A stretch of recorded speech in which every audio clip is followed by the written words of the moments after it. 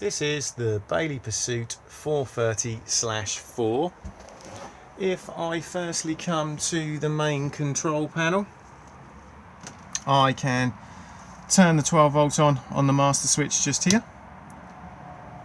As you can see, it will now illuminate, and you can see that we have a voltage of the leisure battery just here.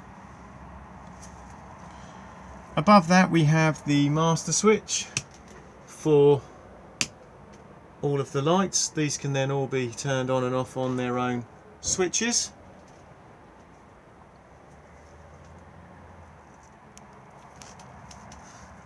Awning light on and off just here, and then water pump on and off just here. We need the water pump on to be able to get water out of the taps and fill the boiler if it's been drained. Whenever the pump is in operation, you will get a green illumination to let you know.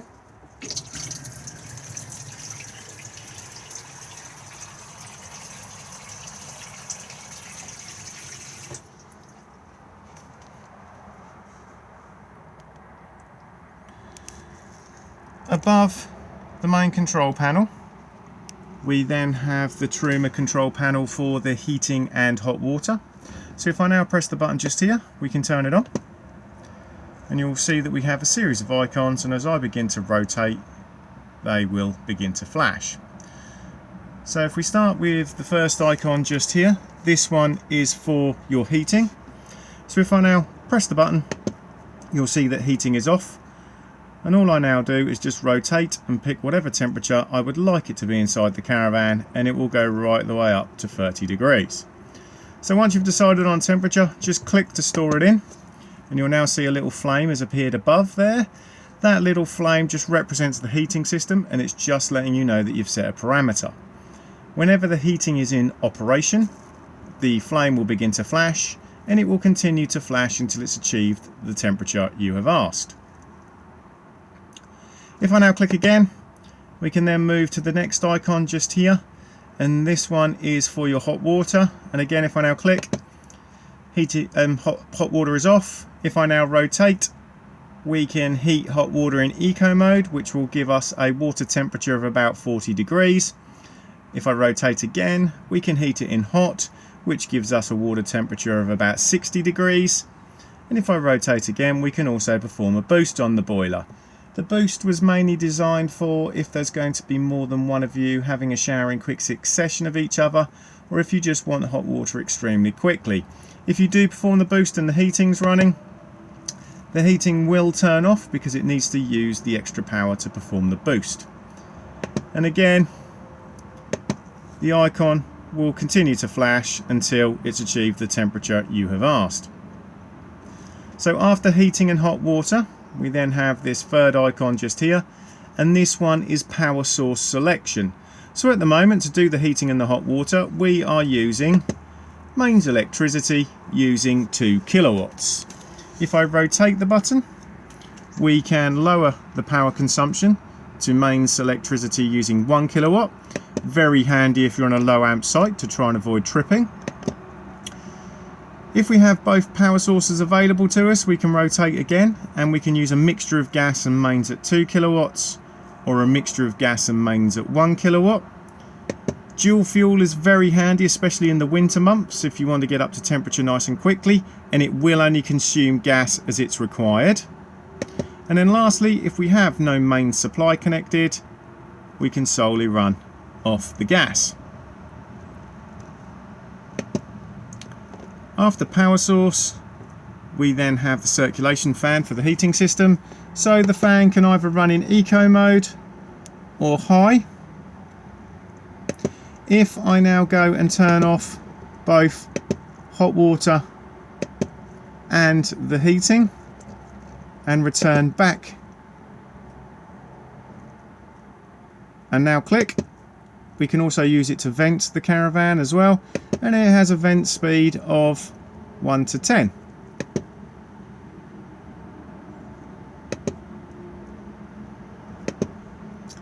If we now drop to the lower icons, this first one here in the bottom left hand corner is for a timer. If I now click on it, you'll see we can set a begin time, and then an end time. And then once we've done that, we can literally then just set what we would like on within that timer. So let's say we want the heating at 18 degrees. We want hot water at 60. We do want to use dual fuel. And we'll have the fan on high. Lastly, timer on or off. If I now activate the timer icon will come up here. And now within that time period, those settings would apply. If I now return to it, I can turn the timer back off again. And when we go back, we can then re-alter it again. After timer set, we then have clock set. Just click and just adjust the time accordingly. And then next to the little symbol that's just letting us know we have main supply connected, we have the settings menu. And within that, we have offset. So we can just slightly adjust the internal thermostat if required. The thermostat just sits here. We can change whether we prefer the temperature displayed in Celsius or Fahrenheit. We can alter the brightness of the screen itself. Whether or not we prefer it in 12 or 24-hour clock. Change the language. Index is more for the technicians, it just lets them know what software it's running. And then lastly, we have full factory reset. From time to time, these control panels may throw up an error code.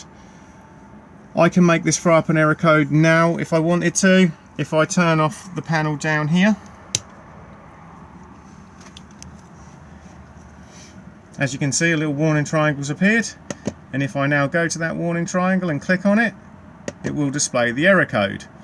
So W255H is the error code for I have lost 12 volt. Reason being is because we've turned the master switch off. If I now turn it back on again, as you can see now, no error, and it disappears. So 9 times out of 10, as long as you rectify the problem, the error code will disappear. Other main errors you may get are I have no main supply or I have no gas. And again, if you rectify the problem, the error code will usually just disappear. If that's not the case, just go to that warning triangle and double click on it, and again it will probably then say no error and disappear.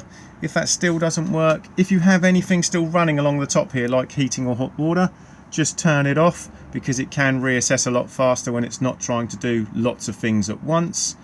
If you've done this and still no joy, I then always suggest just doing the good old-fashioned turn it off and turn it back on again.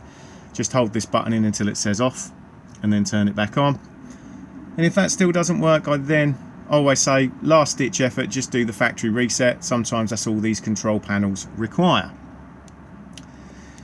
If we now move to the bench seat just here and remove the cushions, you will now see that we have storage beneath, and we also have the Truma Combi boiler itself just here. To drain the boiler down for either winterization or travel, it's done just on the little yellow lever down here. It's in the closed position when it's snapped across like so, and to open it, to drop all the water out, all we need to do is flick it up.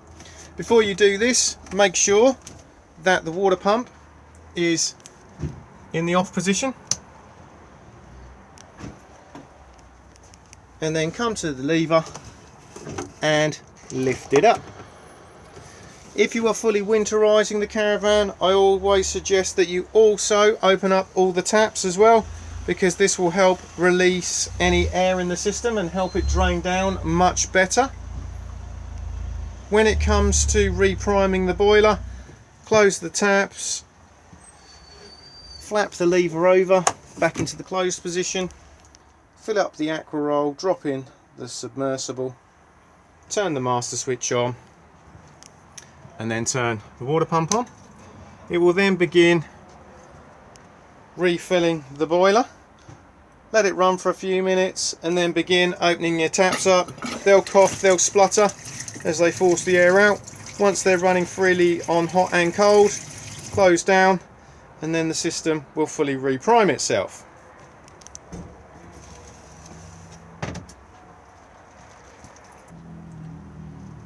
If we now switch across to the other bench seat and again remove the cushions, again we have storage beneath it. We also have the back of the battery box just here. You'll find tucked just down here the main 25 amp fuse straight off the leisure battery itself. We also have the control board for the motor mover just here. Reset button just here, so if there is a problem with it you can reset it just by taking the aerial and pushing it in the hole. And then also in here is the consumer unit. So we have trip switches along the top, so we have all the individual MCBs, main RCD and test button. So if something's not working on main supply, just check to see whether or not you've tripped. Lower down we have the 12 volt fuses, and again they're all labelled up, so if anything in the caravan is not working on 12 volt, just check to see whether or not you've blown a fuse. The battery charger itself is also part of the unit and it just sits here, so do make sure that you're not obstructing it or otherwise it will overheat.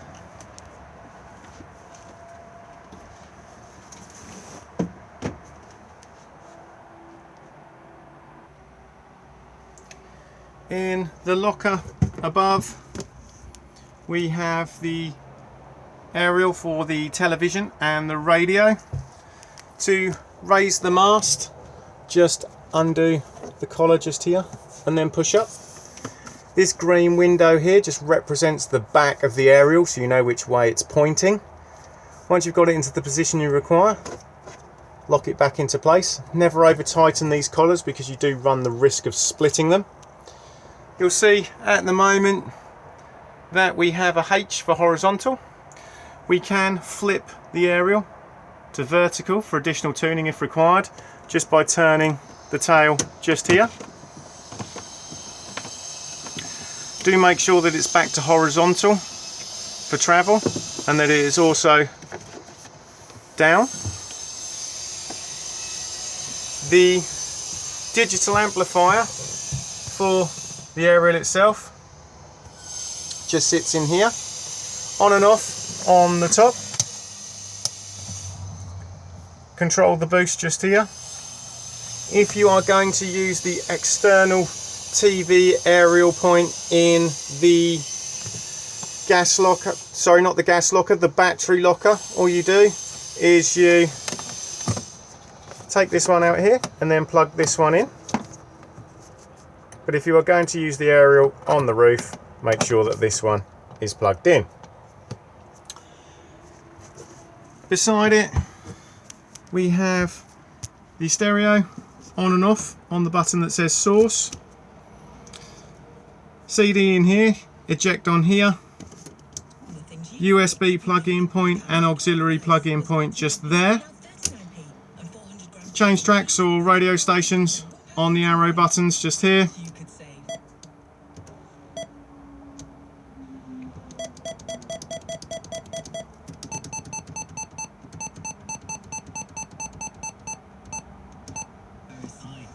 Volume control just here. Press the volume button in for mute and then back off again just here.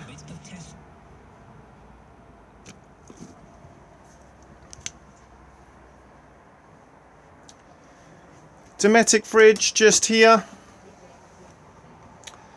So at the moment the fridge is in the off position. If we want to use mains electricity, just turn the knob to the little picture of the 2-pin plug. Next we have a little picture of a battery, and this one here is 12 volt maintained for when we're towing. So the caravan needs to be hitched up to a tow vehicle with the engine running, and then this will keep the fridge cold whilst on the move. And then lastly we have gas.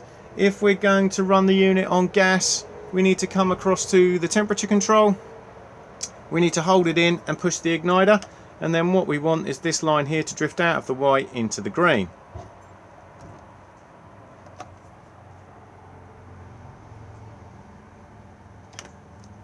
If when you let go of the temperature control it drops back off, just repeat the process. Sometimes it may take a couple of times due to air being in the system. Push down to open the door. Removable freezer box at the top. Just undo the clips here and here. And when running on gas, as soon as you turn it back to something else, it will automatically put itself out. Light switch just here.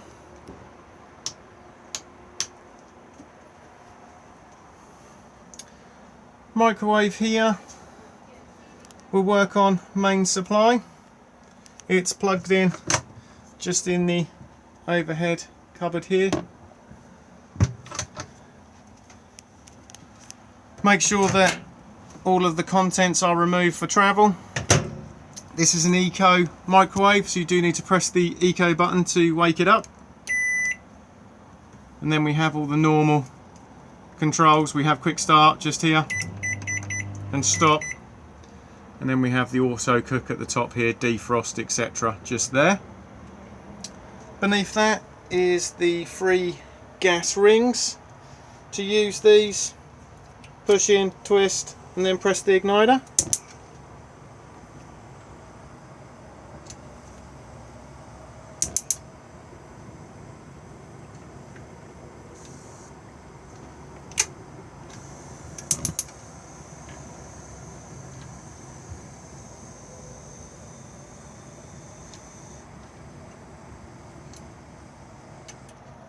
And then beneath that we have the oven and the grill. Push in to the left for the oven.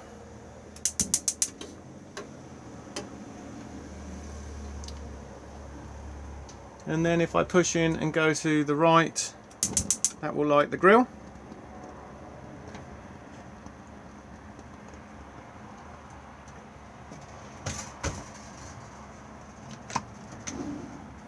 Drawer beneath it. And storage space right at the very bottom there. You'll also find some of the gas isolation taps, top one being for the cooker and the hob. Then we have the fridge in the middle, and at the bottom there we have heating and hot water. They are all in the on position, and quite frankly they can stay like that. I always say if you smell gas in the caravan, go to the source and turn the gas bottle off.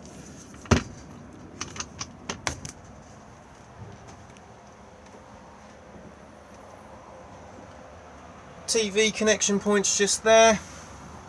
So we have the aerial fly lead just in here, 12 volt plug-in point if we're going to run a 12 volt TV. We also have a mains power socket just there as well.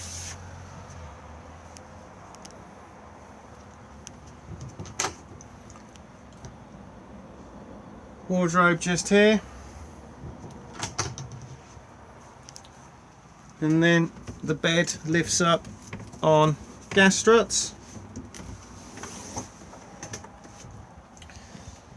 and there's plenty of room underneath here.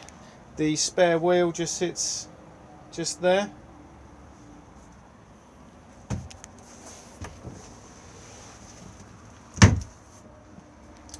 Freestanding table just here, and again we then have the light switch for the lights just above the wardrobe just there.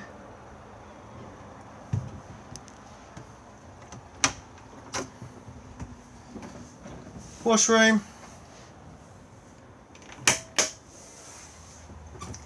So in the corner we have the shower cubicle. Do make sure that the shower screen is secure for travel. And then we have the basin just here, and then the Thetford toilet. To open to the cassette, just slide the grey lever across, push to flush on top,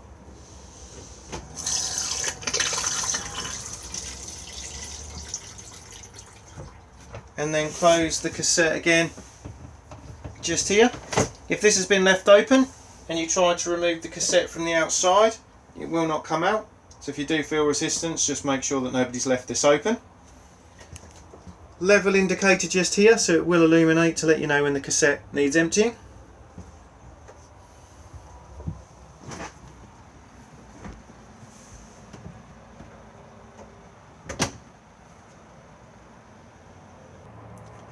The front bed is extremely easy to make. All that needs to be done is pull this section along and then pull all of these slats up. They can be a little bit annoying and can get slightly stuck, so just feed them out as you're pulling them up, and then just pull along